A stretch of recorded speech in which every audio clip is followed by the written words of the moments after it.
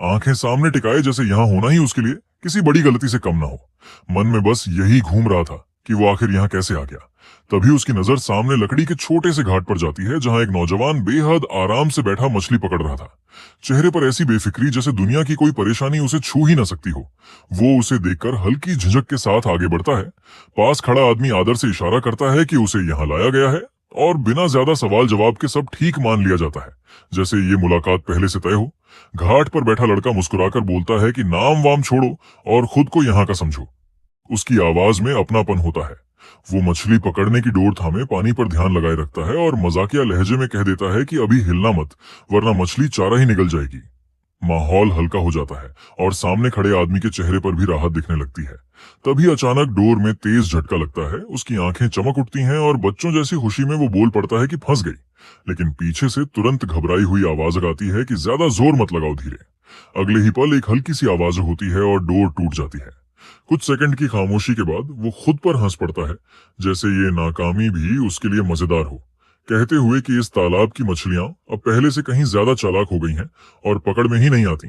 पीछे खड़ा आदमी हंसते हुए उसके कंधे पर थपकी देता है और पुराने दिनों की याद दिलाता है कि उसका स्वभाव आज भी वैसा ही है, जल्दबाज लेकिन दिल से सीधा। माहौल पूरी तरह हल्का हो जाता है। तभी वो अचानक रुकता है, जैसे कुछ याद आ गया हो। पीछे मुड़कर देखता है और हल्की गंभीरता के साथ कहता है कि चलो अब तुम्हें अपनी जगह दिखाता हूँ, दोनों साथ चल पड़ते हैं।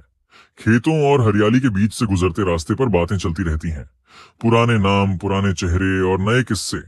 कोई किसी को पहचानता है, कोई किसी का परिचय देता है, और धीरे धीरे एहसास होने लगता है कि ये जगह बाहर से जितनी साधारण दिखती है, अंदर से उतनी ही खास है। आवाजों में अपनापन है, कदमों में भरोसा, और हवा में एक अजीब सा एहसास कि ये मुलाकात सिर्फ संयोग नहीं बल्कि आगे आने वाली बड़ी कहानी की एक शांत सी शुरुआत है। धूप में चलते हुए वो आदमी रुकता है, चेहरे पर ईमानदार हैरानी और सम्मान साफ झलक रहा है। वो सामने खड़े लड़के की तरफ देखकर दिल से मान लेता है कि इतने कम वक्त में जो कुछ उसने खड़ा किया है वो सच में काबिले तारीफ है। शब्द निकलते हैं, लेकिन साथ ही हल्की झिझक भी रहती है, जैसे खुद को छोटा मान रहा हो। सामने वाला बस हल्की सी मुस्कान के साथ उसकी बात काट देता है और सीधे मुद्दे पर आ जाता है। कहता है कि तारीफ छोड़ो, बस ये बताओ, क्या तुम भी यहाँ रहकर काम करना चाहते हो? क्योंकि यहाँ सिर्फ काबिलियत मायने रखती है, पद और पहचान नहीं। ये सुनकर वो आदमी एक पल चुप हो जाता है, फिर सच्चाई के साथ जवाब देता है कि मेहरबानी के लिए शुक्रिया, लेकिन वो अब भी किसी और के यहाँ बंधा हुआ है। काउंटी प्रिंसेस के महल ने उस पर एहसान किया है और वो यूं ही सब छोड़कर नहीं जा सकता। सामने वाला जरा भी दबाव नहीं डालता, बल्कि हल्के अंदाज में कह देता है कि अगर चाहो तो वो उस बंधन को भी तोड़वा सकता है। शायद किंग माउंटेन का नाम सुनकर लोग इज्जत दिखा दें। ये सुनते ही सामने खड़ा आदमी तुरंत मना कर देता है। आवाज में अब आत्मविश्वास है और चेहरे पर सुकून। वो बताता है कि अब उसकी जिंदगी पहले जैसी नहीं रही।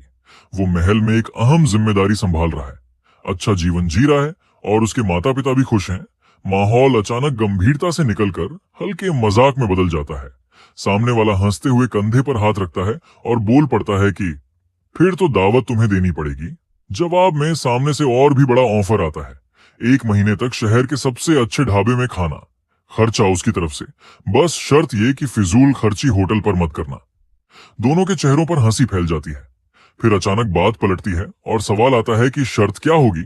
तभी एक नक्काशीदार डिब्बा सामने रखा जाता है।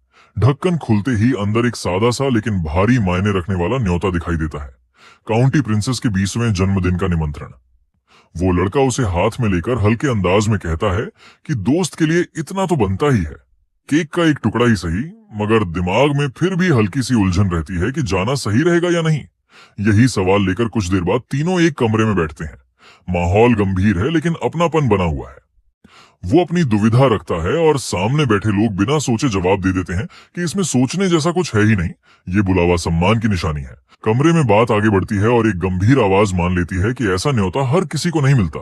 जो भी इसे हासिल करना चाहता है उसे भारी कीमत चुकानी पड़ती है।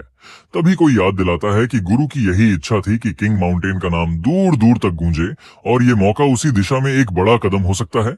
मगर सामने बैठा सुयूं अचानक कुर्सी पर सिमट जाता है, बाहें बांध लेता है और थोड़ी शर्म, थोड़ी झिझक के साथ मान लेता है कि उसे अपने पुराने मालिक के सामने दोबारा जाने में अजीब लग रहा है। सवाल उछलता है कि इसमें शर्म कैसी? तो वो सिर झुकाकर कबूल करता है कि पहले वो वहां बस एक छोटा सा काम चलाऊ आदमी था और आखिरकार बाहर कर दिया गया। ऊपर से उस समय उसका बर्ताव भी कुछ ज्यादा ही बेधड़क था। ये सुनते ही सामने वाला हंस पड़ता है और छेड़ते हुए दोहरा देता है कि बाहर निकाला गया और बेधड़क। तभी बात मजाक की ओर मुड़ जाती है और कोई ताना मार बैठता है कि क्या उसने किसी पर नजर भी डाली थी। बस यही सुनना था।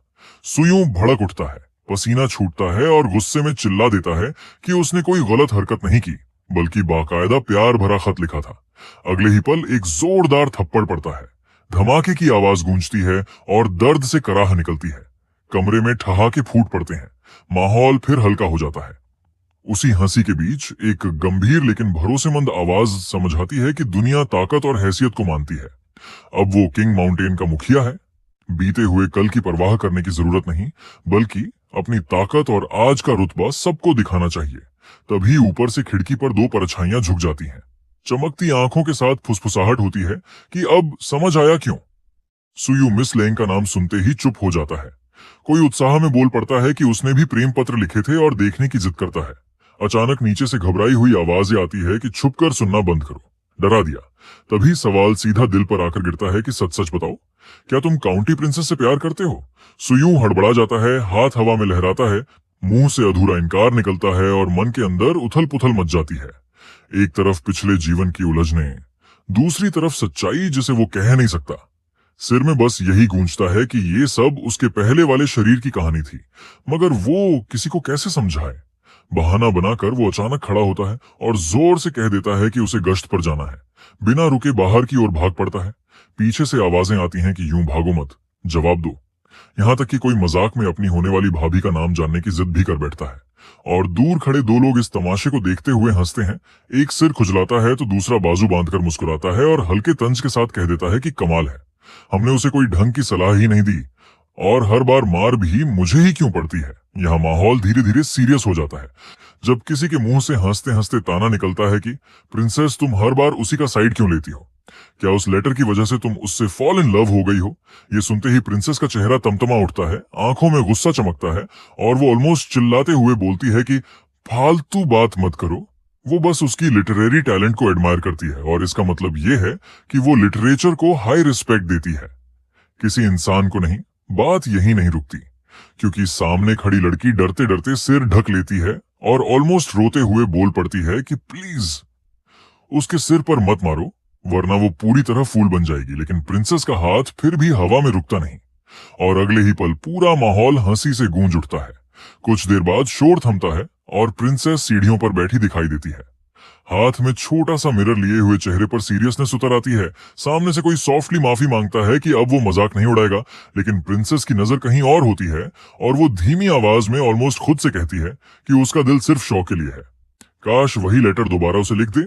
फिर उसकी आवाज और हैवी हो जाती है जब वो मानती है कि शौ को सिर्फ स्ट्रेंथ और माइट की परवाह है और वो अब 20 साल की हो चुकी है, ज्यादा इंतजार नहीं कर सकती।